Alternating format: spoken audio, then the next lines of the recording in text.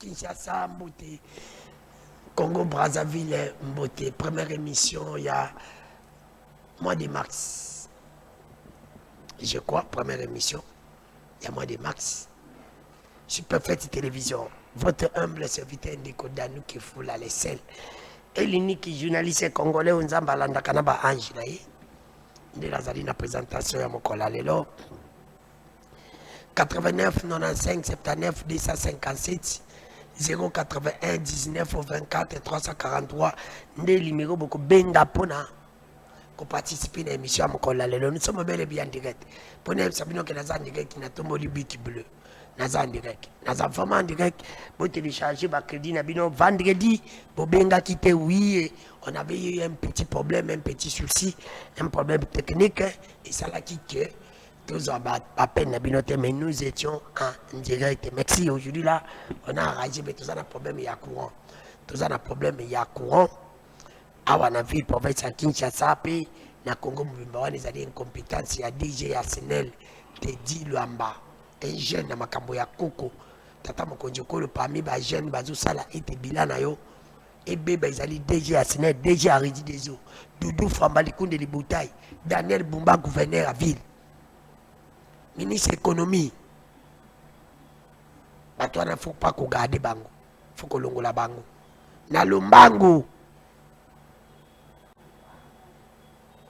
89 95 79 257 081 19 24 343.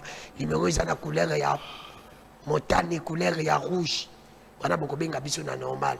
Numéro ils ont la couleur ya bleu ya nzambe. On a beaucoup benga biso na WhatsApp. Pour na senti que borataki m'appelle ya vendredi bokangilanga na ba photo bino yoso boza ko lananga direct. Kanga ka photo tindela na kombo na za ko boko siko pour na za ko simba téléphone à moins de 5 minutes. Natanga kombo ya bato baza ko lananga direct. O baza ko senti que na za direct ba Alexanga ba kombo la bango.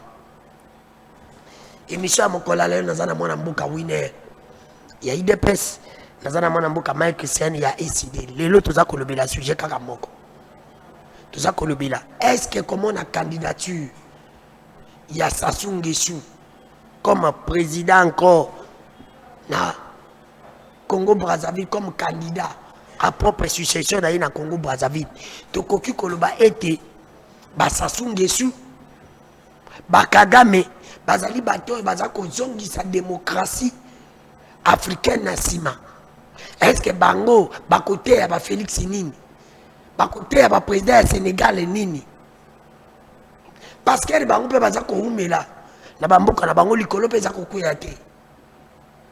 Soki pe ba Félix balingi basala ngo ba jeune ba ko ya en Afrique. Soki ba loba sala ngo. Est-ce que kozala mabete ou kozala malamu? Bino pe boko benga bo pesa makanisi. Soki mata ezali na kokota pe na social. Dollar ekiti mais social ya bino peuple. Lelo boko mona ngondeli. To solo pe dialogue ko mo mingi. Comme et bien on peut beaucoup participer dans l'émission beaucoup benga 81 19 24 343 089 95 79 257 pour quand il a ba photo na monate boza ndika ki boza ko la émission mais avant na banda na pesa ba inviter na maloba na za koloba mutu nyonso ekomelai tsoko yoki video yo zango tindelango tindelango ba musicien nyonso ya Congo tindelango ba artiste comédien nyonso ya Congo et na moni vidéo ani salinga passe na moni mutu lokola jibe mpiana to boite jibe za musala na yo mais jibe akosala nzembo po akokumisa Sassou po aloba ete Sassou nanu totondi yo te Sassou batu nyonso ba ke ko voter yo et salinga passe jibe na boite ozana o musicien eza musanda yo mais faut que yebe loko mo ko za leader d'opinion makambo nyonso bino boko yiko sala ko za impact na société et yo ko yebisa ke bato a Brazza ba voter Sassou to kende ko voter yo elingi ko lobani njip yango na comprendre lo moko yango nzamba pesi yo be inspiration nzamba pekisi yo be inspiration jibe nzamba pesi yo be inspiration ma osala banzembo sur malonga te parce que ça na flatterie jibe lelo boza ndenge moko bino na ba mewe est-ce que ndenge mewe azala ka mewe jibe ko za neti mewe Attends que tu m'appelles sur le mot. C'est normal de ma la musique. Mais je veux parler de ça. Fallait pour parler de la ça a raison. Bino bokati ne babenga bino bosala banzembo. Bosala ki banzembo pour Fati. Bosala banzembo pour Kabila. Bokati babenga falite. Pas de fallait l'équipe bino na succès. Pourquoi ça la kangote? Akima kana mayele. Comment le coche en bongo possible comme un millionnaire? Jibe Wera, Kofi, Bino Nyoso. Boyembela ba Kabila, Boyembela Kisekedi, Bokreti pas Sassou. Et ça n'est pas le Baptiste comédien. Alors qu'à travers Bino, beaucoup qui s'appelle Sassou le président, je vous aime beaucoup. Mais je veux quand même la démocratie. En Afrique, non, je ne peux pas chanter pour vous. Na kobimisa na opinion que nous avons encouragé les mal. Mais je peux faire une institution de voter Sassou na molongo. Tu m'as déçu. Parce qu'il a compris que tu as déjà perdu. Et là on dit non Luka. On s'est dit à Mbongo. Luka quand même honneur. Bino ba musicien na batiste comme des dames dans ça mabe. Faut kaka boyembelayi. Jibe Wera, Kofi Bino, ba musicien congolais nyonso boza ba flatteur. Yao ba mewe ba zaba juste ndu ba zango le kabino après boya comparer kabino na bango. Boza ndemo na ba passer de l'église de réveil, ndemo na baptiste comédien.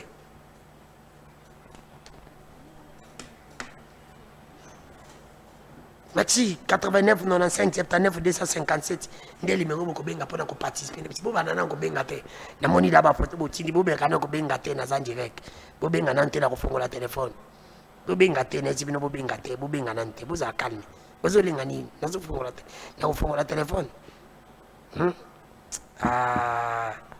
bonsoir ndeko danu ke fula merci ndeko na ngai na lobi kanga photo tindela kombo pona mona koza kolanda merci na moni ndeka kom bonjour ndeko danu c'est apote jefte kalolo à partir à monga fula kimwenza arrêt petit Damien église Emmanuel Congo AX toza kolanda yo merci musa nankolo apote jefte kololo apporte jefte kololo na moni merci ukagi photo merci mbote na yango wana fo hebisa batuke nde chaka TV munene batu bakola na émission nzambala na kana ba ange za utala ngone timati ya football biso to leki bango ne belé boleki bango ne belé bongo nde na lingi merci nazo tanga ndiko msusu bien ndiko na moni yopo tindi naza kolanda yo ndiko danuke fula ndiko lukela marque Charlie ndiko lukela marque Charlie na moni pe merci na kosa kate émission nzambala na kana ba ange papa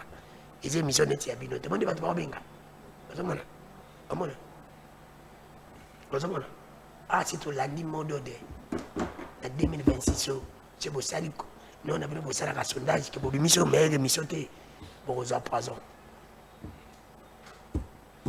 oui n'est pas encore mbote. Merci parce qu'avant l'émission, on a une intimidation et ce n'est pas grave. Tout personne le peuple en beauté. Les Congolais sont vraiment ébélés, sont branchés pour nous coller biso. On a ça co-débatteur dans beauté. Il y a une primaire à représenter. Mais c'est un frère pour moi. Vous se présentez déjà? Mike. Ah, ok. Celui-là, c'est un frère. Il y a ici des matins frères. Moi, il y a qui n'a politique avant d'enseigner n'engaï. Alors que ça y est. Attends, d'enseigner n'engaï. Mais yo comment va qu'on wine? O komi na libandi, o komi na suka pembe. Pouvoir na bile tikali na ngalo bara na boso, tikali na DZD. Nous sommes ça chaque jour. Les nos là 3 émissions mon frère. Qui c'est qui ne va pas, il ne te nomme pas pourquoi wine. Pourquoi on ne te nomme pas? Aux appels mayele. Bon qu'on soit kabata poto. Ndeko na notre pesa population congolaise mbote ba no me yonde ba pesa population mbote ba no me pesa ba combattant na ba combattant mbote ba zo mbote passe bazali ba acteur politique nyonso na kati ya République démocratique du Congo ba zo pe mbote na bango mais mbote ya mingi na pesa pe nano na général Elvis azalaka oui akoma Elvis akoma na Kisangani précisément na Chopo et siko wapi azo sala musalama au de titan akutaki Chopo presque na insécurité énorme mais à ça d'effort à silicier insécurité mon frère kuna ekomaki so sommet ta moto Abotoli. Ozongi on a parlé bami bakote na boto abotoli. Mais présent c'est à général Elvis, en tout cas il a apporté beaucoup de choses. Et on a biso mususu toujours baloa Kinshasa et komi ko kene nango bongo na insécurité à tout moment, bazo sala musala malamu te na Kinshasa, ça on doit les reconnaître aussi. Nyon soana parce que général was en place, je n'ai pas envie à autant comme monaé, azo tia vraiment efficacité na musala te. Ce que zaki ba général Elvis, ça n'y a tia discipline parce que muto discipline na tiango à l'époque, tout le monde sait. Là en tout cas, il n'y a rien à inventer, c'était bien lui. Alors nous demandons au chef de l'État si prochainement occasion PCMLI et sengande koana alungo kuna aya na Kinshasa parce que bassin ya mamunyonso lumière ezalande awo kuna so bandia eke kuna tout ça donc en tout cas azwambote place azali général Elvis, j'espère que lobby est la meilleure. Vous avez 5 minutes au moins candidature il y a Denis Sassou Nguesso le lengue kanilelo en Afrique tout ça kolinga développement tout ça kolinga changement ba président ba to ba respecter. Est-ce que Sassou Nguesso candidature na ye ça collecte que Afrique peut to kokoma na démocratie net ba européen? Démocratie est multiforme. Ok, 5 minutes. Nazo mituna, oui, nazo mituna, est-ce que Sassou Oye Asalaka a respecté Kamibeko na bango? C'est ça la question majeure à Komituna. Parce que de moi-même, donc, pour moi, quand on pouvoir, il y a un problème. Mais na âge ni au Kolingo Zalaka toujours na pouvoir. Sassou totalise 82 à 83 ans. Donc je pense que ils ont âge à repos. Ils ont âge à travailler les sous-soutés qu'on a responsabilité à la République. Parce que ça pèse. Gérer la République, ce n'est pas aussi une chose facile. Mais je le comprends. Brazzaville, les a Kinshasa. Moi, Brazzaville, les a mouké bolo liki. Et c'est tout à fait normal à sa peuple brazzavilloise comme si bazar vraiment batouté. Mais mingi total comportement ya sa souté. Mingi total est-ce que mibeko na bango ezo kamba ni Brazzaville les appelle République de Brazzaville. République du Congo. République du Congo. Et la République du Congo. République du La République du Congo. République du Congo Brazzaville. En tout cas, ils ont sonné mingi pour Ndeko Sassou. Pour moi, ça m'engage que je ne peux pas supporter comme on a un âge, on a troisième âge, vers quatrième âge. Donc, c'est-à-dire la mort, ils ont déjà presque Nazolo Ndeko Sassou Nguesso. Comme on a eu Zonga, en tout cas, ça fait mal. Or, en vérifiant, en passant, j'ai trouvé que Sassou Nguesso, Sassou a un parti politique. Ouais. Mais est-ce qu'il y a un parti politique ou non? Président, il y a un parti politique où il y a Sassou, mais par le fait que Azana a fonction, il était assuré président de ce parti politique. Mais il pouvait aussi déplacer un commentaire qui se sert, ça allait être mieux et qu'il peut saboter. Donc c'est ça aussi la beauté, il y a démocratie. Démocratie, il faut s'éterniser dans le pouvoir. Mais tout ça dépend. Cette fois-là, Namibeko bango bazo salela. Est-ce que Mibeko na bango constitution na bango contrairement à Yabiso parce que Yabiso sur l'article 70 de la constitution est limité mandat na biso en Congo Kinshasa ou soit Congo RDC. Biso article 70 de la constitution est limité mandat na biso. Mais besoin de changer pour le pouvoir. Non, ko changer constitution ils ont un objectif à ko na pouvoir. Ko changer constitution ils ont un objectif à porter voix nouveau na fonctionnalité à la République. Et Herbazo changer. L'article 220 ils ont vérifié. Non, article 220 ils ont vérifié. Bako sabiso. Bako sa congolais. Article 220 ils ont vérifié. Parce que Kabila a modifié la constitution Simbaga. Non, Kabila a révisé la constitution. Elle a révisé la constitution en 2015. Si je m'abuse, Kabila a l'intention de changer la constitution. Mais lui, les faisait il y a pour s'éterniser dans le pouvoir. Contrairement à ce que changer la constitution, ils ont apporté intelligence et rythme à Sika, la faisabilité. Oui, avec Félix, pour nous, Félix est un démocrate et la démocratie, ils ont œuvré IDPS, vous savez que Bitumba tout ça là, ils ont pour conserver la démocratie. Mais la difficulté tout ça dans la République est parce que ba mesani c'est un comportement ya mabe na ba successeur ya Félix. Il y a ko kanzama na pouvoir ko luka ko umela ko tripoter ba biloko nde biloko ko obanga. Que non seulement nous changer constitution et ça pour Félix être na pouvoir non. Tous changer constitution bien que IDPS c'est qu'on a na pouvoir. Parce que le pouvoir, c'est l'IDPS qui va les conserver le plus longtemps possible. Mais seulement parce que dans l'IDPS, tous les Congomani, ils ont gosto avec l'intelligence à outrance, ils ont 5 que constitution nabiso, ils ont constitution, ils ont conçu l'intelligence primaire na niveau à Kabila à l'époque pour se souvenir bien sûr que Kabila a 29 ans et niveau de réflexion et à moins de 29 ans et kokani na yote mutoza na 40 à 45 ans lelo. Tu dois comprendre que au fur et à mesure que tozo kola, il y a la possibilité de bien faire aussi les choses. Moi j'étais en train de penser que ce qui touche matière il y a changement de la constitution toujours ba compatiment nyonso pour changer la constitution, il faut tout ça congolais nyonso oyo azana temps ya ko participer na rédaction ya constitution wana pour na nini pour ibimate que za constitution bazo sala pour ko tailler en tout cas Tshisekedi. Et j'étais allé plus loin pour na sula na yo moi eloko eza très important na kendaki musika na kotalisa na ba kongomani boye constitution to ko luka ko sala na kati ya constitution wana soki bande ko bazo banga tu as disposition na oui na yaka nango parce que na mona que so to na révision ezana ba matière ebele révision et pekisami sujet na biso eza sasu nde elo na lobi boy sasu soki azo se conformer na mibeko na bango mboka en tout cas to ko koloba ti lobby et ko changer le côté parce que déjà balancer campagne électorale de 28 les 28 déjà campagne électorale bandaki yoko tu na monyo lobeli mambo jibe awa to landi nzembo jibe abeteli sasu. Donc tu sens que l'homme tient modikis il a causé là toujours or mandat na bango za 7 ans. Mandat na bango za 7 ans. Donc so aujourd'hui 83 ans ça soit nango, c'est-à-dire sasu azo comme na 90 ans. Ti na pouvoir. Na 90 ans na pouvoir. Parce que il était nini ya ko yebisa Félix. Non, Félix avant un pouvoir, il en Afrique, tout ça, dictateur. Alors, déjà des dictateurs, nous l'avons combattu.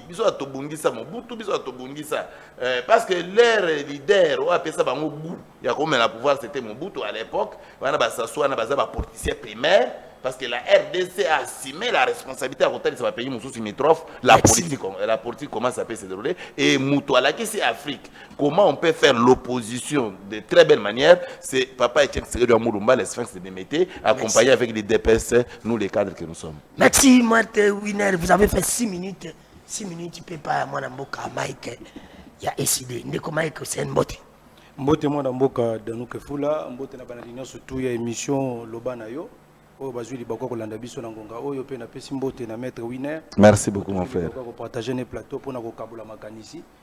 Et puis nous avons dans les couples présidentiels, le président Martin Fayulu, Maman Esther Fayulu, où nous avons la mère des opprimés parce qu'à travers la fondation Naye, Esther Fayulu a mené une œuvre de bienfaisance à l'égard des personnes vulnérables.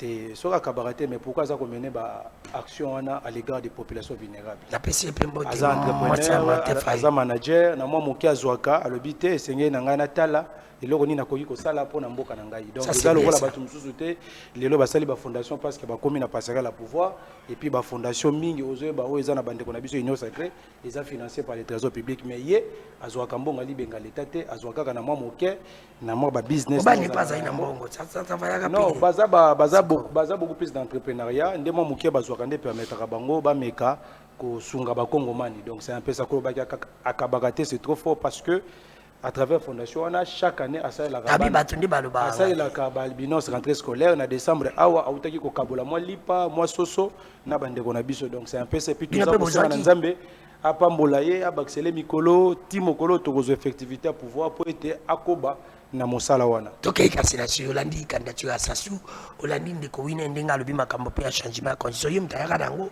abike bino bobanga pamba bango babi ba ko changer mais Félix akotika na pouvoir bobanga pourquoi tokei ndeko dano d'abord makambo ya révision to pe changement tokei na sasu pour kota wana zo déjà le commandant du peuple avait mis fin à ce débat. Rappelez-vous, notre tweet à lobby, tout flatteur vit aux dépens de ses... C'est lui qui l'écoute. Donc aujourd'hui, l'IDPS n'a aucune leçon à nous donner concernant la Constitution, que ce soit Mbata, qui est aujourd'hui, comme le dit certains flatteurs, il est en train de flatter Félix pour la qui sait que non ndenge zawana tozana besoin na yo ozana mandaté ozana na mission, c'est ça les slogans.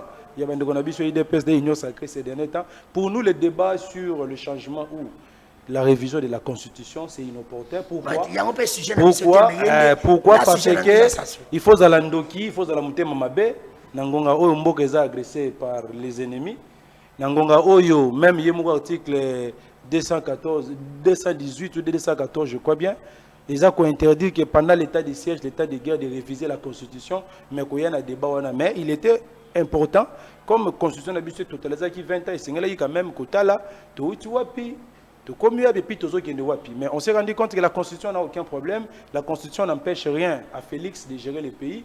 Au contraire, c'est les régimes en place parce que si on respectait la Constitution, je ne pense pas qu'on aurait aujourd'hui la crise politique et la crise politique n'allait pas engendrer la crise sécuritaire. On a profondeur parce que ça en aussi jeté.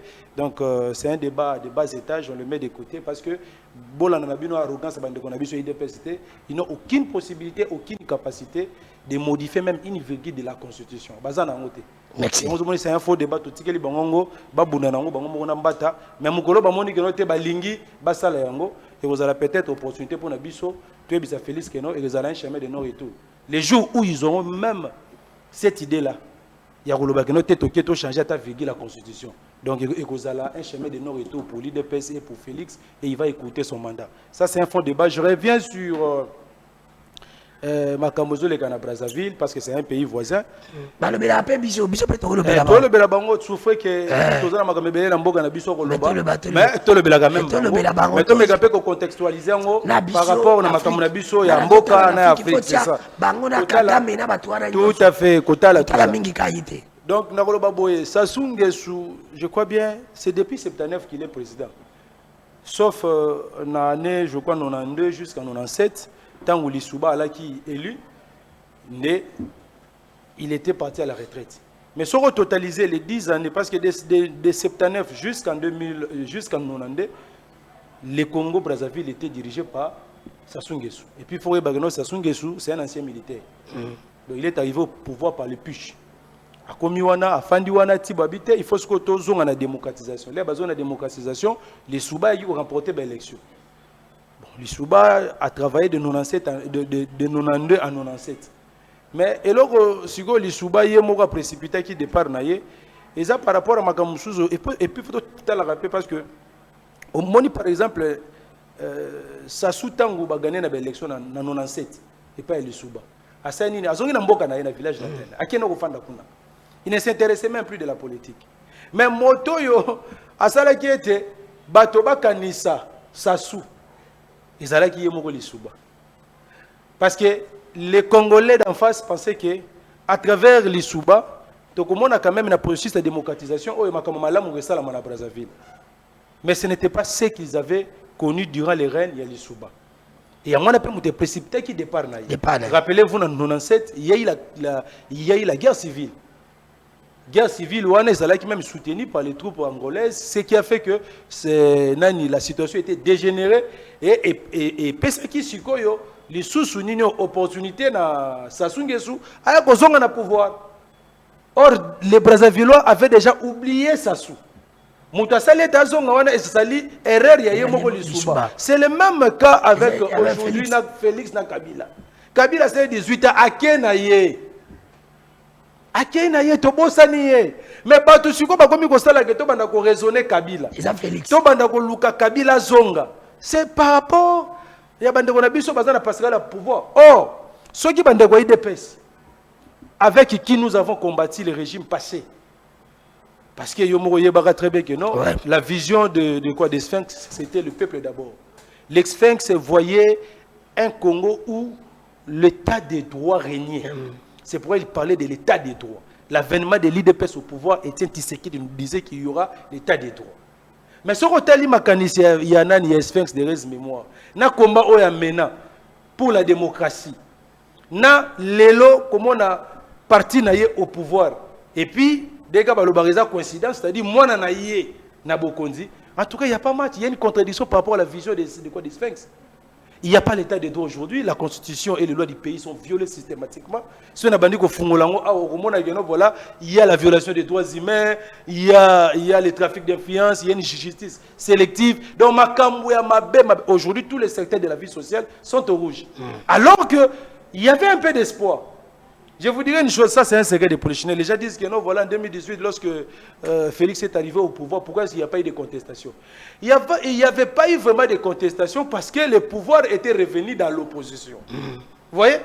Parce que ceux qui ont Chadar Moutalekaki, je vous rassure, les pays allaient s'embraser. Batale Babite, malgré que le pouvoir, il y a Fayoulou. Mais Fayoulou a eu une école et IDPS. Fayoulou est l'un des lieutenants, il y a Sphinx. Il y a Sphinx, tout ça. Si vous attendez ce qui va passer à Félix, pour me sater, pouvoir être en opposition. C'est ça ce qui avait fragilisé la mobilisation. On ne pouvait pas se mobiliser contre l'opposition. L'opposition ne pouvait pas se mobiliser contre l'opposition. Ce qui a fait que Totika Kibango, Total a une gestion au bout de quelques années. Maintenant, les gens ont compris que non. Ceux qui ont dit peut-être qu'aujourd'hui, on ne parlera pas de la crise politique et puis de la crise sécuritaire. C'est-à-dire qu'aujourd'hui, il y a IDPS, comme il faut faire rappeler Bisso Kabila, à cause de mes gestions, à cause de ma cambébélé à ma béo bazako sala. Mais au lieu que Batika, au lieu de se rappeler dans l'histoire où les cas qui na Brazzaville, entre les Souba et Sassou, Bazobo Sanayango. Sassou était déjà dans les oubliettes, Babosta l'a déjà y. Et on sait que tout mola Sassou dans son village natal. Mais mandat Sassou pour par rapport à mandat dans le Baboye. Non, en fait, je devais d'abord parler de ça, fait historique pour que Batobazo la biso va comprendre. Na seulement parallélisme na bande ko IDPS pour na koloba été mais gestion na bango le komi ko sala été bato ba komi ko to préférer Kabila ke Félix. C'est très dangereux. Et aujourd'hui si on allait aux élections, aujourd'hui, Félix n'a aucune crédibilité. Aujourd'hui, l'Union sacrée a une difficulté. Même à ta de faire Félix a une difficulté. Il y a quoi émerger parmi les candidats. Il y a opposition. Mais ce que je fitige ici, c'est quoi? C'est ce qui se passe dans le pays africain. Aujourd'hui, Sassou Nguesso, parce qu'il est né, je crois, en 1943 ou 1942, il a totalisé depuis l'année passée, le mois de novembre, 83 ans, Sassou Nguesso. So, aujourd'hui, 10 ans, il y a Salaki Bokonzi, avant 90. Au Baki, c'est lié Lelo, de 97 à 2026, c'est à peu près 29 ans. Donc aujourd'hui, Sassou Nguesso a fait 39 ans au pouvoir. Mais Tala Sikoyo, développement Yamboka Nabango, Brazzaville, par rapport à d'autres pays démocratiques en Afrique.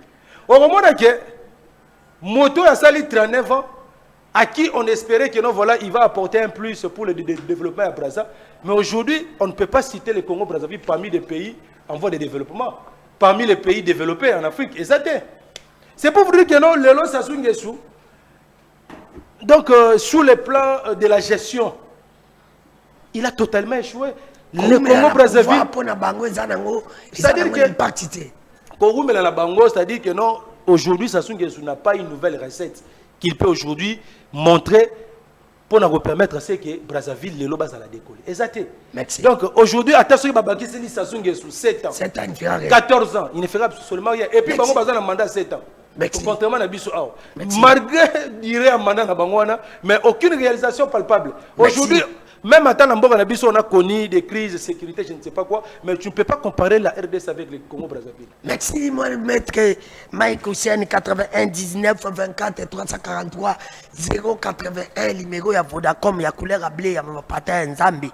On a dit beaucoup benga na WhatsApp, numéro ya Orange 89 95 79 257 wana boko benga na normal pas bopé ça paye idée na bino par rapport à candidature ya Sassou Nguesso pomona yango lolenge kan ezali kozongisa Afrique sima ba ezali ko poussa Afrique liboso mona mboka wina olandi ndegode alobi bino fo boza maele ya Sassou bino boza kozongisa bato kombo ya Kabila et okoki ko ramasser soko za na 5 minutes soki agime si le compte pe na social lelo to moni dollar ekiti mete wine yo za parent qu'est-ce qui bloque les lots social ya biso ba congolais et ça ko bloquer ngo za est-ce que tu ko ba ke ministre économie na biso za activité bon c'est trop triste hein c'est trop triste ok dis mon point trop triste donc il y a comment la kende ko na ngai maki accueilli au-delà.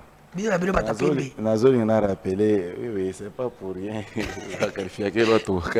C'est pas si grave. Accueilli au-delà, n'a point à qualifier que Batozoya n'a mécanicien pour changer la constitution, Baza Bandoki. Mais on lui a rappelé qu'Endoki Aliboso, ils ont failli le parce que. Pourquoi? Nous sommes en 2021-2022. Baki na manifeste na bango Kisangani. Na manifeste à Kisangani ba misaka document moko ya koyeba ko monango facilement bien que azalaka kuna te batoza kuna to yebi ba bakendaki ba misaki document mo ba benga ngo soki manifeste de Kisangani manifeste de Kisangani ngapela zaina programme gouvernance na kati ya programme na gouvernance article 6 et lobby qu'il faut changer la constitution sur le pouvoir. Oh, je t'assure. C'est vrai ça. Sori temba bimisango. J'en ai ici dans mon sac. Mais prenez. Non, non, il n'y a pas des articles. J'ai dit que prenez. Je vous dis, il n'y en a pas. Et ramenez. D'abord, la preuve est que le manifeste de Kisangani n'est pas constitué des articles. S'il vous plaît. Là, on a parlé des 18 défis. Tu vas les regarder. Tu as le temps. C'est comme ça. Tu as le temps. Je ne suis pas un politicien primaire. Il sait. Quand je dis ça, il sait. Donc, l'objectivité, il y a changement de la constitution, na kati ya manifeste ya Kisangani, oyo vient à faire déplacer bato na Kinshasa, accueillir baki ba préparer na basizwana. Okomona bango moko bazo ba ke herba okota na gestion, ba ko changer constitution pour la bonne marche à la République. Mais aujourd'hui bazo yo ko se rebiffer. Nande konanga yazo qualifier biso ba tozo ba ke faut changer constitution pour la bonne marche à la République bandoki. Ore wuti pe para bamu. So talipe malamu. Denis Sesanga na 2003 na chaîne moko bobenga ka ezana ipeno wana tout ça ba to balandanga mingi Top Congo. Excusez nga na osala publicité na note. Alobi na Top Congo na programme na ye alobi que era kokoma na pouvoir objectif premier pour aider la République, il faut commencer à toucher la Constitution. Pourquoi on le disait? Pourquoi? Donc, c'est-à-dire dans le Congo, et là, on a bien que ceux qui sont au Sali, ceux qui sont au Sali, ils sont bandoki. Or, tous les salons pour les gens y mettre. Moi, d'ailleurs, je suis allé avec l'intelligence plus loin. Il y a ceux qui ont commis qu'il faut que les Congolais vendre pour changer la Constitution et c'est Tocha assise mona kati. Oui, que ancien président, na président actuel, parce que na pouvoir. Ça c'est Winner qui avait proposé à l'opposition. Ah mais ça va passer bango idée bien quand même, ça va. C'est Winner qui a proposé à l'opposition. Pourquoi? Parce que tout le monde est unanime, à tailler. S'il est vraiment scientifique, parce que moi je sais qu'il est scientifique. Moi je sais. On reste ensemble non, à tout moment aussi. Nous ne sommes pas des ennemis. Je sais que mon frère est scientifique. Mais ceux qui ont aussi conscience, à quoi ils sont constitutionnels, c'est ça balaki nebele. J'ai proposé. Je suis allé au-delà de proposer beaucoup de choses. En tout cas, j'ai pas mal proposé. Na kana bango pour na côté de et dans la République, tout ça le documenté pour l'individu. Ici la crainte. Il y a bande que ceux qui va meki ko toucher constitution, Félix Azonga président. Mais il y a la possibilité de lui bloquer. Pour aller sous-président de la Constitution.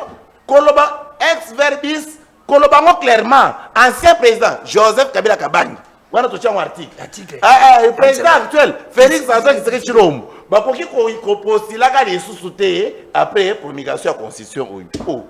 Mais l'essentiel, tout ce qui est important. Mais ton salaire glissement, Félix, il va glissement il y a 2 ans. Non. Ils ont 5 ans pour payer glissement. Félix n'est pas demandeur à glissement. Quand on a une période où à la place, il va y avoir un dialogue. Ceux qui peuvent demander pour un compte à peuple, et c'est plus quoi. Mais si à la place de un dialogue, mettez une affaire de débat. Mettez la chose qui là. Au lieu que beau un dialogue, beau qu'il a proposé ça précis. Il a très bien. J'ai pas encore donné d'autres. D'accord, merci. Merci. 3 minutes. Vous avez 3 minutes. Il y a pour la zone. Malheureusement, pour mettre Winner à côté de parce que Ngaï n'a mieux outillé. Vous voyez un peu, heureusement, parce que ce qu'on a décidé peut-être que Alingara Bandako Balbiché, Alingara Ibate, tout ça, comment le rencontrer dans le fait. Nathan Molara toujours manifeste de c'est le programme de gouvernance de l'ECD. Nous avons adopté ce programme lors de notre deuxième congrès à Kisangani. Les manifestes de Kisangani, ils ont traduit même vision et l'ECD. Qu'est-ce que l'ECD pense demain lorsqu'il aura l'effectivité du pouvoir? Ici, il y a 18 défis. Où le président Martin Fayulu avec l'ECD nous avons dit, comme nous voulons bâtir demain un Congo libre, digne, fort et prospère, qui est notre vision, et c'est maintenant qu'on analyse. On a fait l'analyse de la situation politique, sécuritaire en Boga Nabiso, et si on Oyo, Toyaki ko bimisa 18 défis, où ils ont réparti dans 4 prérequis au Totozo Benga Fondation, 6 priorités, 6 autres défis, et puis des grandes réformes. Ici, on n'a pas parlé du changement de la Constitution. Peut-être mettre Winner en tant qu'objectif. Il y a des grandes réformes constitutionnelles. Moi, je ne suis pas en train de condamner la révision constitutionnelle parce que la Constitution elle-même prévoit la révision. Il parle du changement. Lui, maintenant, il parle du changement. Non, écoutez, j'ai ça ici. Il y a une réforme constitutionnelle. Il y a des personnes qui attendent. Nous avons des grandes réformes. Soyez calme. La deux grandes réformes, il y a les bosses d'Anini. Et ça, nous proposons le réexamen de la révision constitutionnelle du mois de janvier 2011. Vous proposez quoi? Les réexamens. C'est-à-dire que non, on doit encore réexaminer la Constitution. C'est-à-dire que non, réviser la Constitution. Parce que, Tolobi Boui, pourquoi nous voulons faire la réforme? C'est par rapport à l'élection présidentielle. Vous comprenez? Tolobi pour la biso, Tolobi que essayer la biso to revenir dans l'élection à deux tours. Pour faire en soi légitimité à président de la République. Parce que en 2011, 2018, ce qu'on a dit, on se rend compte que la légitimité du président de la République n'était pas assise. Pourquoi? Parce que ceux qui ont été dans l'élection, Moutou a reçu plus de voix, Azan a 20%, Azan a 10%, c'est le cas avec Félix en 2018 avec le président Martin Fayulu, selon les résultats publiés par Nanga. C'est-à-dire qu'au moment où Félix n'avait pas atteint 50%. Il y a suffrage. Donc, c'est-à-dire que sa légitimité n'était pas bien assise. Or, ceux qui ont dans l'élection à deux tours, comment je dirais, Martin Fayulu est la challenger. Donc, ils ont révision et non changement. Deuxième révision, deuxième réforme institutionnelle, tout le qui par rapport à la nationalité. Par rapport à la nationalité.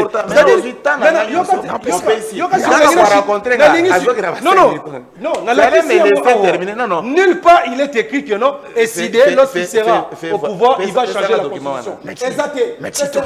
Donc, nation ni siko pona rejeter bende bodang. Qu'est-ce que ça t'attend de rejeter? Non, n'a pas 3 minutes. Ah, OK, ça va, c'est bon. Pièce contre pièce, il y a moins atala. D'abord, oui.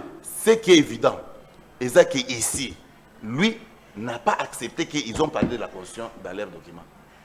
Ça, c'est une évidence. Quoi? On a fait quoi? Que vous avez parlé de revoir la Constitution dans votre document. Oh, papa. Moi, je parle de la révision constitutionnelle, les deux grandes réformes. La cité-là réforme à l'émotion de Godano. Comment ancien dans ma débat? Mais vous êtes déjà ancien. Mais vous êtes ancien dans ma débat. Il faut se taire. Tu peux aussi noter au salon. Ça fait 2 ans exactement qu'il n'a pas un document. J'avais retrouvé un document au bazo pesa ba réforme. Parmi les réformes au bazo touché, il y a des articles intangibles. Est-ce que vous avez bien? Il y a ba réforme au ba pesa. Il y a un article où touché, où réviser. Où il y a un article 220. Conséquence, il faut changer la constitution. S'il veut, c'est un débat en tout cas que j'ai déjà fait avec l'un de vôtres, il y a décidé. un de votre cadre d'ailleurs que vous connaissez, pour ne pas citer son nom ici. So lingi tokoya na débat wana avec votre document ici. Je vais te montrer noir sur blanc que ça signifie changement de la constitution. Ndeko na ngai, est-ce que biso na base na biso to na politique, il faut to yakana lukuta na télévision. Non. To meni pe na politique, na yo nanga to meni. Tokoya na lukuta te na média. Donc eloko mususu alobi wana ezaka eloko aliboso parce que qualifier bato bandoki nde na kamwa ki na bi mais ndeko na ngai il est mon frère, il ne peut pas qualifier bato bazo kanisa ke to ko bongisa père république na ko changer mobeko likonzi. Cher frère, mobeko likonzi tozo salela o ya le 18 février 2010. Nazo pe place aux alliés. Ce sont des questions où ils ont aidé république. Non, l'histoire ya Congo Brazza ko aider RDC na nini. C'est mais tout le beli bango, tout le biki bazan aventurier. Ce sont des aventuriers ces gens-là. Alors il faut total la république na biso. Lobby eza meilleur bana na biso ne ba compatir. Ndé au moins na lobby 6 fois va changer la constitution na boka na biso, mais 3 fois tout ça na 3e république. Vous comprenez? Mais eloko ça la ngapa ici. Comment to banda na loi fondamentale si lelo to komi na constitution le 18 février, ce qui va changer gâté. Au comment on a pas que non parce que il fallait qu'il coup d'état et salement il fallait mais le code déjà ils avaient constaté dans des circonstances malheureuses et que tout ça dans des circonstances normales correctes les institutions en place on ne peut pas faire une bonne chose tout ça est que c'est ça la constitution qui bloque le pays. J'ai dit ceci. Oui, on a bloqué le développement à Bissau. Donc quand on utilise les termes bloqués, ça ce sont des termes que les ignorants utilisent. Comment ça? Pour quand on dit tu sais que notre pays n'est pas développé, même pas en voie de développement. Je sais. Mais qu'est-ce qui bloque notre pays? La République, oui, la République a eu l'indépendance depuis 1960. Oui, il n'y a pas de problème, mais maintenant vous êtes au pouvoir. On parle de l'IDPS parce qu'il est au pouvoir. Maintenant, qu'est-ce qui bloque maintenant notre développement? La meilleure clé de faire sortir la RDC dans les poufs, c'est de concevoir un document propre tel que proposé à l'époque par Martin Fayoulou, par Denis Sessanga et d'autres politiques. On doit le faire avec les soucis d'aider notre peuple et non aider les individus. Constitution aux hommes, toujours qu'ils aient taillé sur mesure. Congola kanisa taillé sur mesure, c'était le PSA Kabila, pouvoir mingi, tout ça. Non, taillé sur mesure, c'était par le poids de ces derniers. Mais Kabila à l'époque, à un niveau, Massanangaï et Mike Lelote. Kabila il y a 29 ans.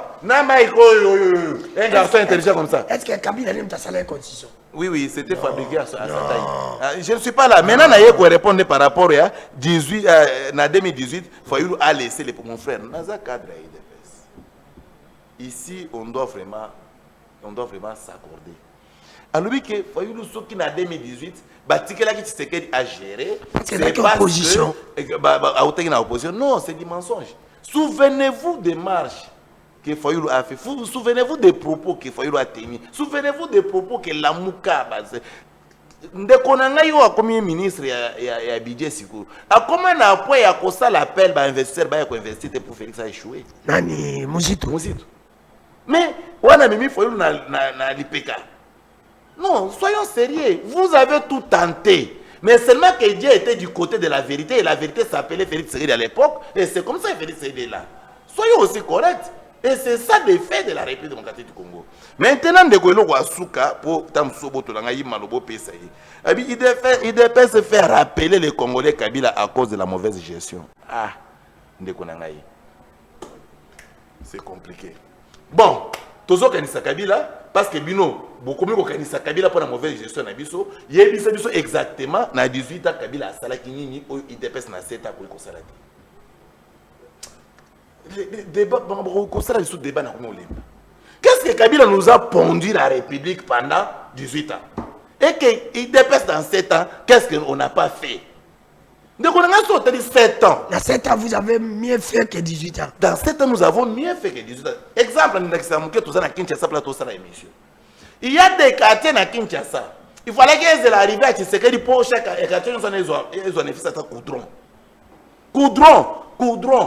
Bon courant. Ah, tous en vie. Non, c'est-à-dire quoi? Ndeko ndanu ke fula. Muni yo nanga to ba politicien. Ils ont bilo musu tolobaka na cadre à frappe na politique. C'est un journaliste. Non, ils ont une politique. Ils ont bilo musu tolobaka na cadre à frappe. Frappe né. Ah, il to yebani. Bon courant ça. On y a bisa secret à makambu. Makambu biso politique to sala ka lebe playo. To ka wibi ke courant ça té. est-ce que problématique est à courant? Et tu sais que c'est depuis 1900. Écoutez, bon, courant attend Kabila ezali bien koleka lelo. Mais oui. C'est vrai. Ouais. Oza vraiment sérieux. Elle m'a dit comme mon courage au bébé le plus ampli. Oza sala opposant, oza vraiment sérieux. Opposant est nationaliste. Ah, yoza. T'es l'émission journaliste, mais dans le biboye. La gestion de Félix Tshisekedi dans l'ancêtre. Congolais a monté ma mabe makasi. Soit lobby oya yinaka Tshisekedi mingi. Soit bien côté Kabila na Tshisekedi. Marqué ko yinane wa linga Tshisekedi akoko pesa Tshisekedi na fita 6 sur 10. Mais Kabila pesa 1. Merci. 89 95 79 257 081 19 24 343 ndeli numéro boko benga pour participer à l'émission nazo pesa ndeko maloba après na fongoli téléphone bo banda déjà ko benga pour participer candidature à Sassou bo mona wondele nini et après na ko pesa bino maloba après bo maloba ici ko banga te et na l'élo social la peuple bino mo vous en comment qu'est-ce qui bloque votre social donc merci beaucoup monsieur nani ndeko danu kefula boni même bato na biso bazo comprendre les sociétés nous parlons de co-geste. Donc il y a les raccordements frauduleux. Oh, bien mon sali. Il y a Sassou. Ton côté na makambo belé tout ça, tout ça est un peu précis. Pour permettre la bande de quoi na biso ba meka un peu comprendre biso. Bon mais manga côté yo so zongi li susu kaka na manifeste de Kisangani qui est notre programme de gouvernance. Il y a pas il y a aucun article ici, il y a aucune disposition à Watokoma que no biso décider Léon à pouvoir ceux qui ont effectivité nango to changer constitution exacte. Donc maître Winner il faut avouer qu'il y a awa olobakeno voilà peut-être tu t'es trompé soit tu document autant que zalara oyo mais ceux qui zalara oyo awa exacte. Parmi les réformes awa na ebisi bino bana Congo tolobaki que ceux qui ont effectivité du pouvoir et senga na biso tozonga na ba élection il y a deux tours, c'est-à-dire tozonga na article 71 liboso réforme mi balette tolobaki était et senga na ba congolais base à la possibilité de la double nationalité. À l'exception, il y a nationalité à 9 pays voisins, c'est-à-dire Rwanda, Ouganda, Congo, Brésil et les autres. C'est parmi les réformes autour qui sont les autres effectivité pouvoir et c'est tout ça là. Mais ce qu'on a repéré sur la maître Winner était constitution est allée œuvre humaine. Ils ont une imperfection secte. Ce n'est pas une parole d'évangile. Vous voyez? Non. Il y a un moment qui a décidé de réviser.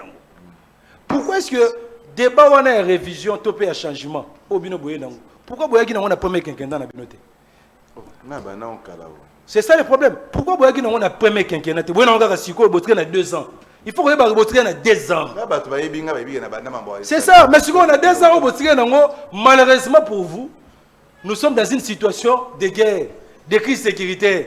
Maintenant qui vous a dit que vous avez dit ça à 2 ans. Il faut déterminer qui se dit à 2 ans. Il faut bien déterminer. Le voter à 2 ans, non. Ok, ça va, pas de problème. L'objectif d'un parti politique est Zazalaka. Exactement. Qu'on a un pouvoir le plus longtemps possible.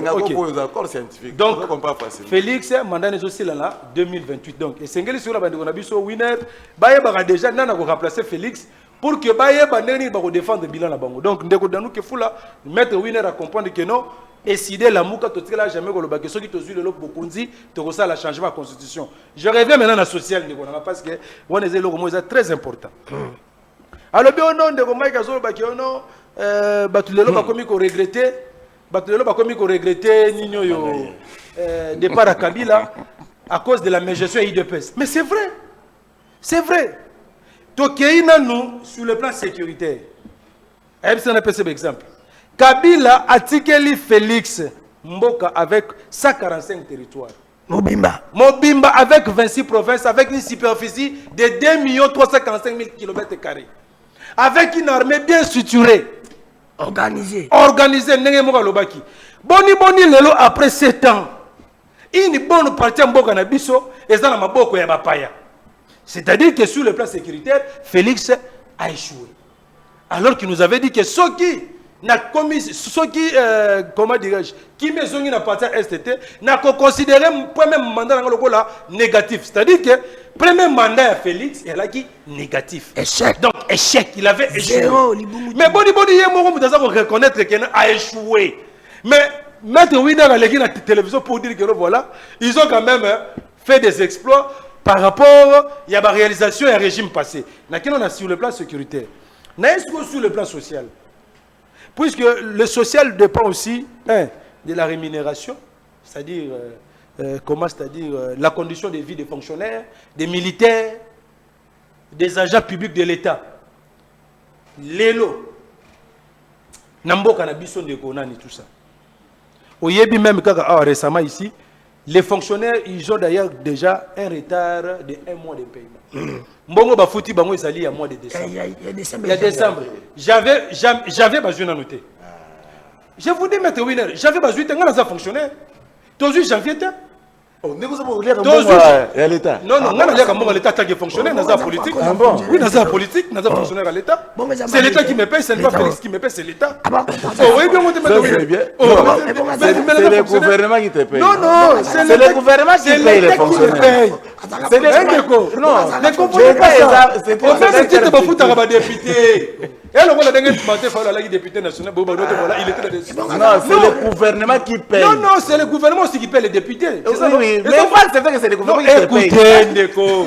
Ils ont bon à l'État, ils ont bon à féliciter. Oh, nous avons fonctionné. Comment vous, un juriste, vous pouvez faire la confusion entre Moutou Azali, la fonction publique, et Moutou Azali, la gouvernement. Qui est payé par qui? Par l'État congolais. Non, par le gouvernement. Par l'État congolais. Oh, mon solo Yambo, Cannabis, on est Moutou Fouta-Rabiso. On a avancé. C'est pour vous dire seulement que non, les salaires, ils ont un caractère alimentaire. Aujourd'hui, les fonctionnaires, des moyens, ils ont foutu à Bangote. Ce n'est pas le social. Toké, sous Nanini, comment dirais-je, Nani na Kourana Mai. Est-ce que ce n'a pas dit que cité Awa, na Kinshasa, Bakwena, Bakartier, au Bazana Kourana Maïté, pendant un mois, on dit Mayangote. N'a pas ce exemple à Bandal Bissengo. Bandal Bissengo, 2 semaines, on Bazana Maïté. Kourana n'a parlé même pas. N'a repéré un exemple, il y a cabine, Nini, ya. Ate Panabiso, n'a repéré ce passé de Doudou Fambalobeg, notre voilà. Ceux qui ont mon à côté, Nabino, Kourana, Pesa Combo à cabine, na Combo à ligne. Nazo biso que non esoyebi que na quartier Kasavubu ya Bandal na royebisa déjà signé makala ligne départ 6 cabine ya JB 5 basali lelo 1 mois bazana courant kaka na Bandalungu là c'est juste Bandal. Oh le même problème ya courant na mai et ça dans toutes les 24 les 24 communes. Vous avez si tant on ne connaît pas winner à l'école voilà il y a une amélioration. Il faut expliquer biso amélioration dans le secteur mini parce que aujourd'hui tous les secteurs de la vie sociale sont au rouge. Merci 89 79 257 na fongoli téléphone. Na fongoli téléphone. Na ni poni aussi. Il y a changement consistant. Il faut le proposer. Exact. Fongoli téléphone. Souvent il peuple là il va vérité les autres. Na présence de Maï. Na pesa maloba. Ozo maloba. Peuple là bien pesa pardon. Peut-être il y a pardon. Peut-être une minute pardon avant peuple là. Nathalie sa peuple clairement que non na sala ka ba jeter. Surtout son ennemi. Na fongoli téléphone ka ça papa. Oui, ça manifeste. Mais n'a pas autre temps à place à notre temps.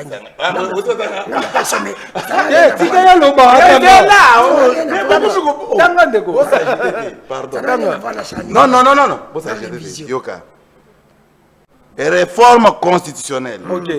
Point 2. Le référendum sur la détention concurrente de la nationalité congolaise avec une autre à l'exception de celle de 9 pays voisins de la RDC. Ok. Or, pour changer la constitution, on procède par voie de référendum. Congolais va nanda kwa yebi. Mais il n'y a pas d'autre méthode qu'on peut changer la constitution si ce n'est pas par voie de référendum. Merci. Il n'y en a pas. Merci. Donc, vous savez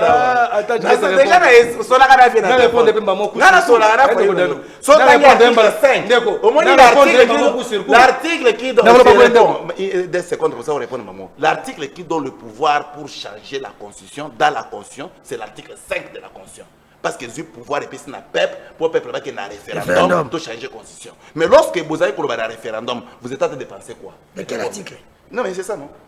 Lisez l'article 10. Non, c'est ça. Au Monique Ndeko Winner, as un juriste, mais parfois, nous avons parlé de réformes. N'expliquez bien la réforme et c'est tout ça. Tolobi qui est tout ça la réforme sur les élections à un tour et on a deux tours. Pas de problème. Comme ça la réforme par rapport il y a détention à double nationalité. Conséquence, il faut que ça. Conséquence, il faut que ça le référendum. Le référendum est très bien. Est-ce que Oyebi ne go winner? Même pour nous réviser la Constitution. Je parle bien de la révision. On peut aussi faire les référendums. Jamais. Il y en a. Jamais. Il y en a, je te le dis. Cherchez pour moi. Il y en a, je vous le dis. Cherchez pour moi. Il y en a. En tout cas, il y a des possibilités. Il y a des possibilités. Tu as défité. Tu as défité pour toi la média, aux grands politiciens. Attends, je vais te donner des dispositions constitutionnelles qui donnent la possibilité pour faire la révision constitutionnelle. Il y a deux possibilités. Soit à travers le Parlement réuni en Congrès, soit par la voie des référendums. Jamais. Ezaline de Gonangaï. Attends, je vais te donner cet article-là. Attends, pendant que tu auras la parole, je vais consulter et puis je vais te le ramener. Merci. Donc, dire que non, voilà, comme ça, le référendum, mais ça va pas changer. Non. On peut aussi faire le référendum pour réviser un article de la Constitution. L'article 218. Mais ça dit pas ça, de 081 19 24 343. Numéro Mozako Benga Bicho.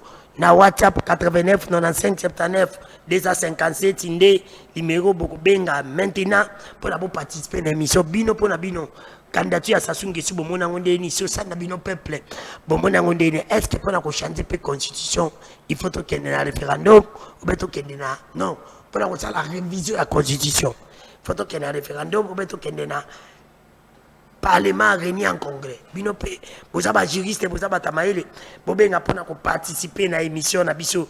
Ya mokola lelo na fungoli ba téléphone 81 19 24 343 089 95 79 257 indé numéro au bino bokoyi ko benga maintenant pour na bo participer à l'émission. Bo pe sa pe makanisi na bino. Flori, kuna ça va? Connexion c'est bon. Ça va? Fongo la connexion parce que tout qui est dans le peuple, ceux qui connectent, ça bien été, tout ça va inviter Maloba. Parce que je vois chez moi, ça bouge. Au lobby, Maxi, alors, tout qui est mon amour, oui. Attends, déjà. Connexion, ça bien été pour nous, on va pas tout Non, moi je suis en train de dire. Attends déjà. Tout qui est. Attends, il y a un article mot. Non, moi je t'ai donné. Je vous dis ceci. Je dans le lobby qui est pour des référendums. Et ça va pour changer la constitution. Oh, c'est faux. Disposition article 218. C'est moi qui t'ai donné. Non, ça va. Appelle le Alors,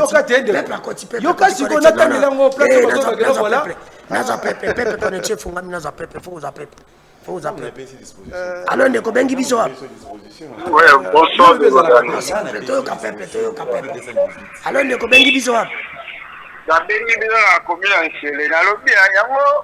Winner, maître Winner, bonsoir Nam. Nande Olanga Kylian Mbappé, bonsoir. Bonsoir. Maître Winner, yango bino bozo luka changement ya constitution to changement via ba Congolais. Ole bo luka no changement. Ndeko akei, tozande ko mususu koto. Oui, alors ndeko bengi biso hapa. Ah, côté la gamme. Non, peuple reposer ba question. Alors ndeko bengi biso hapa. Allô. Na Kingasani tozako kao. Bon, na lobi boy. Bandeko ya IDPS bazowela kaka ko changer constitution. Awa biso insécurité totale. Force du progrès na ba marché nyos tout ya Kingasani, ba Pascal partout, insécurité totale. Changement constitution est une importance té. Attaque que peuple a souffrir.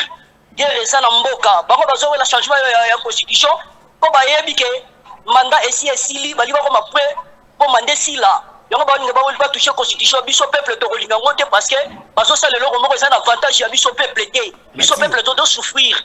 Insécurité partout, enlèvement chaque jour et nuit qu'on le fait parce que nous par-ci par-là. Biso to accepter changement ya constitution té parce que ça un avantage à pouvoir en place. Merci.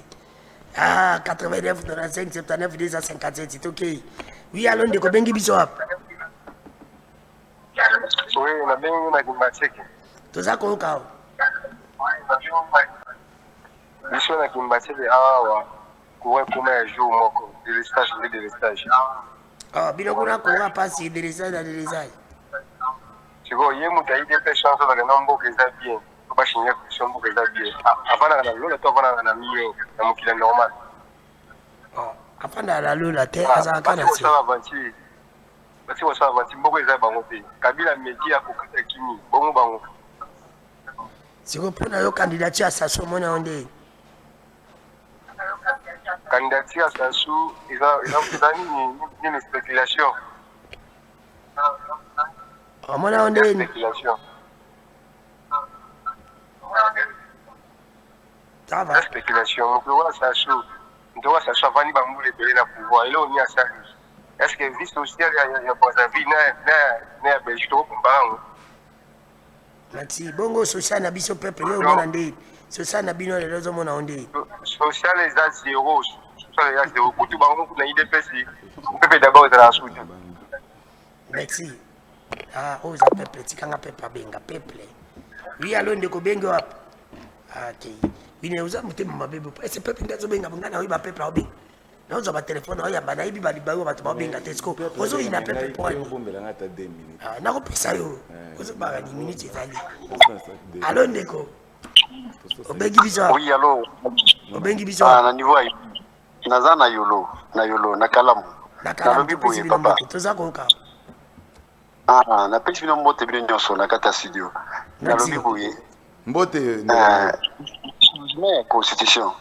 est-ce que bayebi ke ba créer état de siège na est na kota Ituri état de siège ezali na constitution ngo bayebi te ke no tango boza na état de siège baza na droit moko te ko toucher membe biloko na et na mboka na moment où toza boye est-ce que vraiment ba ko toucher constitution hein comme en 2026 kala wana il fallait ba bandela eloko wana banda kala za ba monter état de siège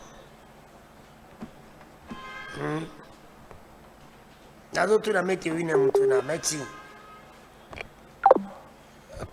ndiko abibi no bolimbo janze constitution est 81 19 24 343 089 95 79 250 bobunda réseau za bien te vraiment bobunda nazo mona ta koto na normal réseau za ko kima na orange bozo kota bozo kende na Vodacom pe c'est la même chose vraiment bobunda réseau za vraiment bien te bolimbisa ngai boko ya oteni ngari ge pamba nazo za bino monde bozo benga mbala moko siko bato bakomo benga ndezote réseau za pasi allo ndeko bengi biso oui bonsoir bandeko na ngai bonsoir ndeko bengi biso hapo oui na bengi kino na kingasani ndako kao oui na lobi boy ko changer constitution eza mabete eza malamu bandeko IDPS ya bazala soko tuni bango baza ba licencié biso bato to ba diplômé to zo benga soki biso to la place na bango to rezo na kandengo na bango ba licencié ba place na biso banga balo bani ba bien biso avantage au changer constitution na désavantage ya au changer constitution et puis ba biso tant ba changer constitution pays na itani fani kozanga mawa souffrance eza makasi kozanga te ndeko dan soko botande tala crème ozo ko somba biso la bino bana mike basi ko motam sango na barabara point pour que la crème tala niveau souffrance na pays to ko changer condition te kabila ko kaki yango te yepa ko kango te merci peuple anakanda allo ndeko bengi biso hapo oui allo na bengi bino na njili topesi bandeko njili mbote toke tozako ka oui papa na ngai nazolanda information na zan direct oui ilo jusqu'à la biso passe ndeko na biso ala tisimiza pe mena ndeko ala tiresa no mais kutala no mboka ni ezotengela ya na ngai tala ni mboka ezotengela souffrance tuzana ngo bozomona ta zekuti Antoine utu vota papa na ngai tulingaki mingi ya Congolais tulingana ki Rwanda wana la Kenya tukitani na Kongo mwana mboka yini bala mbila kitu ba Congolais biloko na supermarché $10 kita mbongo bien fait mais tout la kana bitu président ikalanda ka ba Congolais président anda ba Congolais papa na ngai tolanda bino ndine totanga na Congolais étranger galaki watu bengani c'est mwana mboka landela ba Congolais ayidi ngala 100%. Papa papa na ngai totala nano c'est $10 que nous sommes biloko na supermarché $10 ozana mona 22 000 otala na supermarché tuna bakolandela super natina kati oyo parce que tana ope kokoleki ebele borizuma oui alo ndeko bengi biso wapi ouais ndeko danu nakatanaki nalingai na bakisa boye bandeko ya idps bino en tout cas fo boraisonne nanu bien botala mboka ndenge ezokende botala to ya criminalité botala insécurité ndenge ekomi makasi na mboka boluka bobongisela biso mboka so bobongiseli biso mboka makambo wana nyonso ya constitution na bochange nango sans problème aussi longtemps mboka eza na na désordre papa constitution na tokochange te tala liboso ntango bomeka ye makambo achange constitution na goma tala bavie ya bandeko na biso ndenge bakufaki kala makambo achange constitution oyo mais mpona bandeko na biso ya brazzaville cameroun rwanda en tout cas bayebisa bango balimbisa ngai baza pena bapeuple mo baa bapere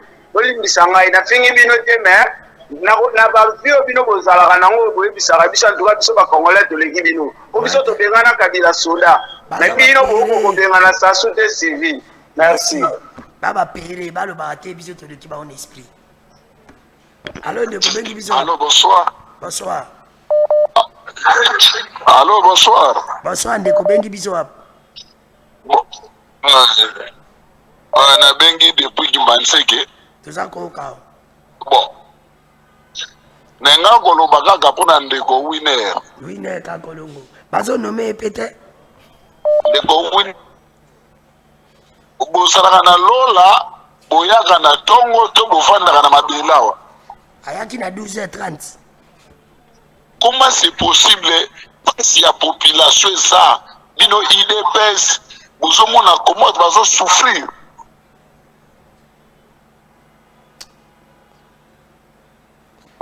merci eza normal te ndeko winner hein limbisa ye na yo muta mayele vraiment ndeko winner limbisa ye to comparer époque à Kabila na ya bino vaut mieux époque à Kabila merci ndeko namoni oza na kanda bolimbisa wine azaka moto azosala mabe te eza politique oui alo ndeko bengi biso wapi Allô, bonsoir. Bonsoir, ndeko bengi biso wapi Bonsoir, na bengi na commune Nsele. toza koyoka Juste na lina lo bana bato ya UDPS. On est tous les Congolais. Mboka yotambola malamu te. Toye kufuir insécurité, surtout na kati ya Fobangawa. Kana sima muzitu insécurité. Merci. Biso nyonso toza bakongolais bino mpe boza bakongolais mais bosala te ondire bino boza na poto biso toza na kati ya Congo. Merci. Mete wine émission naopesa yo 3 minutes aussi émission bandeko bolimbisa nga connexion ezalaki na pasi efungami na bapele ezokota sikoyo fo napesa mpe beinvité nazomona bapele na bino bolimbisa bozwaka rendez-vous biso na bino chaque jour na 14h juste na tosunga na télévision natiaka mpe batelefone ezaka bainvité moko te tiongoka te kuna 17h awa na perfect téléphone ouvert oyo ezaka émission na bino ata soki bango baza te biso na bino tokosolola po bino nde boza kokumisa ndeko dano gra ezali ngai te bolimbisa ngai oyo nyonso bokoti lelo te bokota lobi na 14h na tosungana tiongoka te lobi 14h 17h na perfect journaliste atikaka bino ta boloba nyonso me bofinga te botalaka sante na ngai eza ya kokonda soki nakei na prison na kokufa alors bodika te ke bakanga ngai wineto. Merci beaucoup, surtout pour la émission. Je vais gérer les 3 minutes. Bonne Fifi Masuka. Exactement. Nazo ngana gérer pour na kosala appel ya kosenga na ba collègue na bisonyo. Bino mo molinda Fifi yango. Ka ba taide président bozo tirer Fifi ko. Bino mo ndem mo pese province était. Abi, soka koma mwana mama. Ndeko ndanu ke fula, je vous dis que c'est trop triste.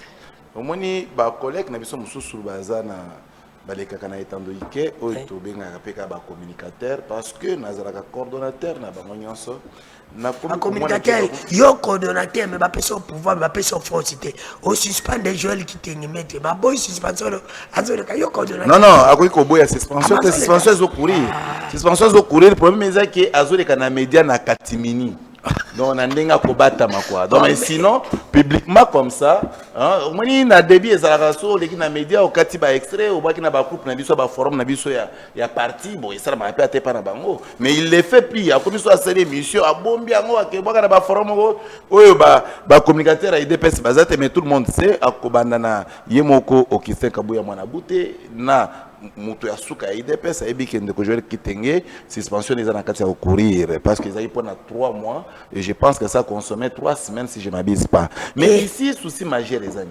Et ça que on peut critiquer les autorités. Au moins tout ça la débat dans de Mike. Nous avons fait un débat dans respect à la autorité. Nous avons fait un débat pour éviter ba injure. Tu sens que personne n'a injuré l'autre, mais quand même on réfléchit sur des points où les autres là-bas Congolais. Nous on ne les fait pas pour nous-mêmes. Nous les faisons pour les Congolais, mais diversité, il y a intelligence. On se comprend comme ça, c'est ça même la démocratie. Mais bandeko bakungo courage à tenir des propos vexatoires et téméraires à l'écart de madame Fifi Masuka. Koko sere makambo azobuma lwala bazos or lwala bawana. Babi Fifi Masuka. Lwala ba izalaka zamba. Azo nommé ka bata parti na ye. Azo nommé ka bata parti na ye, azo sa mais yebisanga nanu. Fifi Masuka a sali campagne abimi gouverneur. Fifi Masuka aza mwana ya kwen wana ba kote ya Katanga. Aza muto kote wana. Yebisanga nsuko. Akende kozwa muto ambujimai akomise ministre ya finance. Bato ambujimai kuna na gouvernement kuna bache bato Katanga. Bato na biso ya Mai Ndombe na gouvernement provincial ya kuna bache bato Équateur. Et bato donc c'est-à-dire quand on vous donne aussi la province, c'est pour gérer. Mais bango so basali preuve. Bah gérer de très belle manière. Ils ont la province mon côté, ils ont un avancement avec accélération. Le quoi la loi là-bas. On doit ici non. Voilà ça c'est la sincérité scientifique. Fifi de Konangaï. Dans toutes les provinces il y a RDC. Fifi à travers son ministre de la finance Achille Mouteteke. Bandimi ko débloquer mbongo pour batongela assemblée provinciale bâtiment. Pas seulement bâtiment et chaque député va saluer bureau tout neuf de Konangaï. Et ça me va dans Kinshasa ezali pour mon député à qui vraiment musala. Azoko tana bureau, azana tako koma, azana tako sa motion. Ça ça se fait pas. Mais hier ça dit pas wana. Fifi a construire au babengi échangeur na bango na Katanga. A construire aéroport sans que le gouvernement central a contribué à un likuta. Atongi ba aéroport salim sala sans que le gouvernement n'a pas pesa mbo. Sans que le gouvernement central a pesa ne bazo pesa ka bumba chaque jour. Non, c'est-à-dire c'est une forme battante, il faut l'encourager, il faut encourager le gouvernement, il faut que le ministre de la finance, Achille Mouteteke, mbote na ba encouragement bien parce que ba commission ba fingi Fifi, ba fingi Achille. Ba fingi Fifi, ba fingi Achille. Quoi ba dire ma kasi à Fifi et ça Achille Mouteteke. Alors ça sont fragilisés. Achille, Fifi a relâché. Fifi va travailler pour aider la République. Azana soutien à 100% chef de l'État. Madame Fifi Basuka Congomani Mokota Koso que chef abani mensonge. Donc vous êtes là, vous avez la confiance du chef ainsi que la confiance de l'IDPS. Pourquoi pas la confiance de nous, tout notre peuple, République démocratique du Congo Mokibimba. Continuez à aider là-bas, là-bas qui est le bosso. Et oui, au tala miroir avant la mission. Oui. Tala miroir. Ne me tombe tenga. Non, tu ne tala miroir. Na ta miroir, nga za moi c'est na chapud. Oh, mo tala miroir te. Na moi c'est na tala miroir. Ba le ozo kana ndako le tala miroir, tala niveau alibandi. Il va sous ta pembe comme il a. Ceux qui basent qu'on nomme au tézo tout ya ils a passé boutique na 2 ans et demi. Nous faisons ça la politique pour nous soutenir le peuple. Chef de l'État, c'est pas un problème. Merci beaucoup mon amboka Danouke Fula. Parce que Ndeko Winner yemoko azoni sous un débat naté parce qu'il s'est rendu compte que j'avais totalement raison.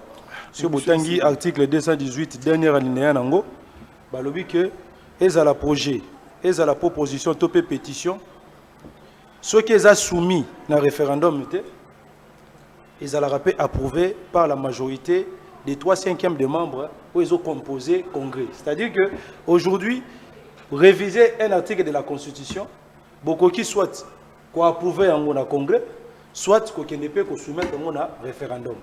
Donc je pense que alobate qui dengue tokoma qui a makambo détention concurrente c'est que un référendum des alliés changement non.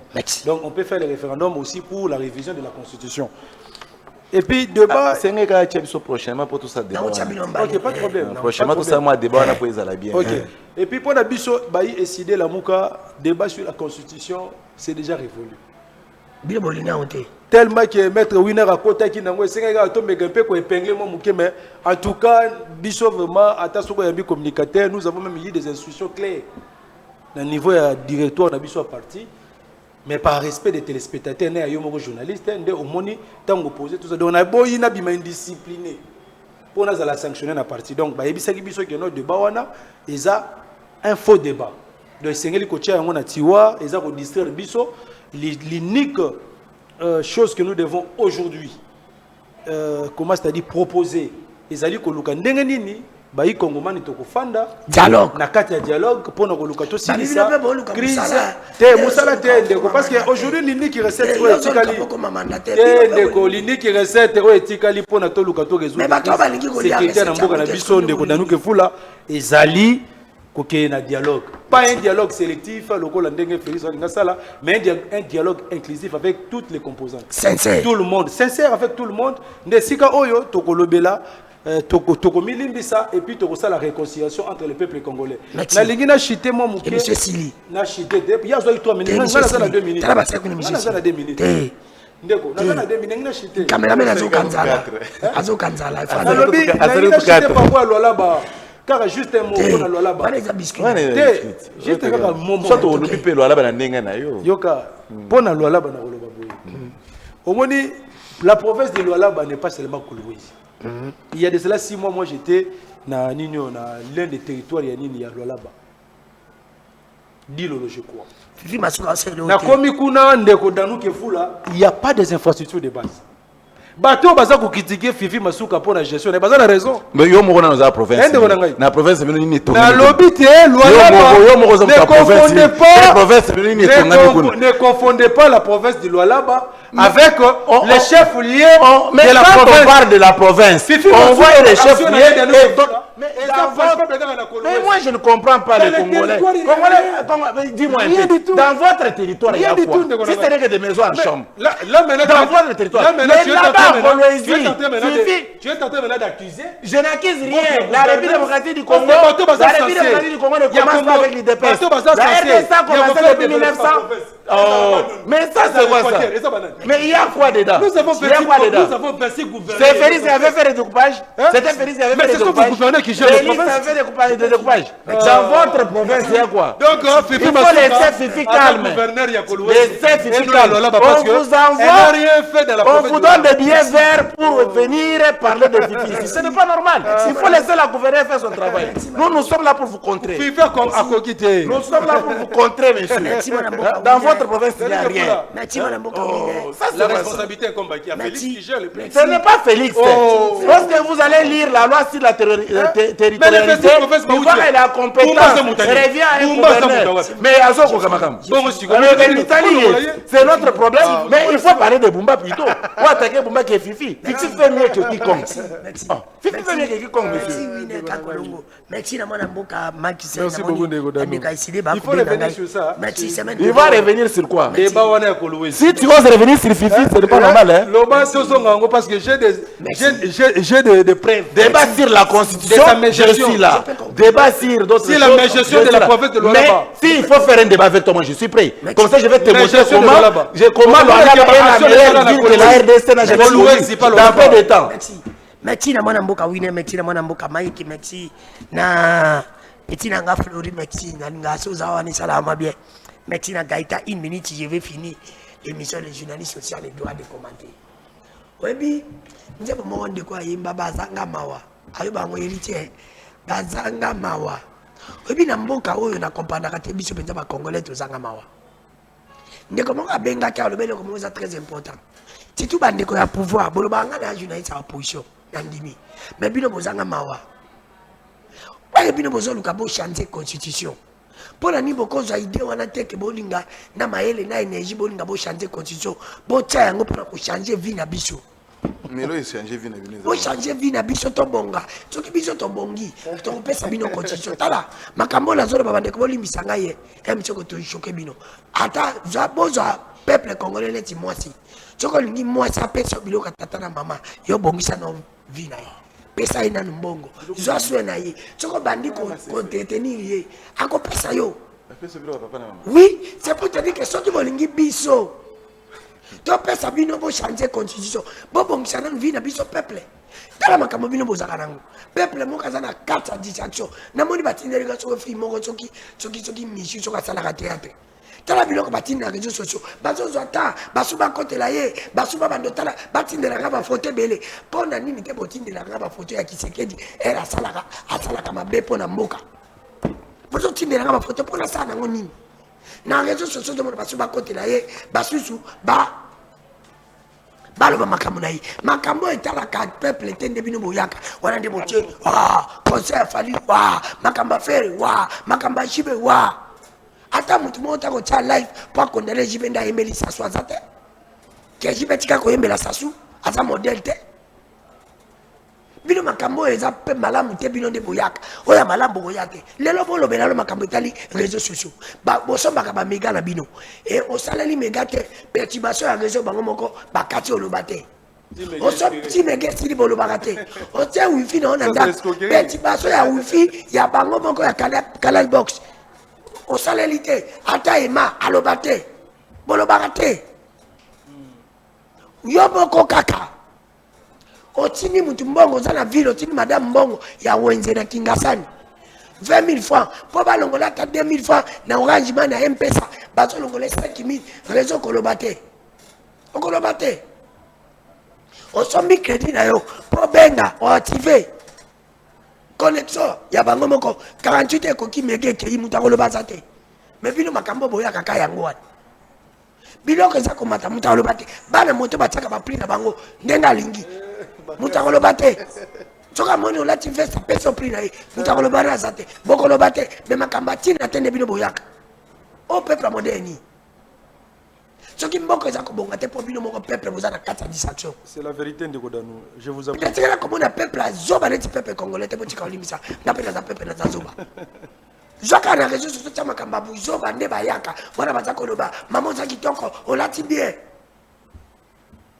yo kati nga natiaka bafoto na nga mpo natala nde bozwaka so natie bafoto ta nde bokomantaka bozofinga ngai mais so nabi makambo malamu bokomante te nde la peuple abo nayebi te nzambe nayebi te nde boloba abo na mituna est-ce que qui est le vrai congolais du fait que mutu aza congolais ata aza konyokola bino mpo bosoutenir mpo aza congolais bosoutenaka Félix mpo aza congolais mpe mpo aza azosala malamu natuli mutu nde bopesa nga réponse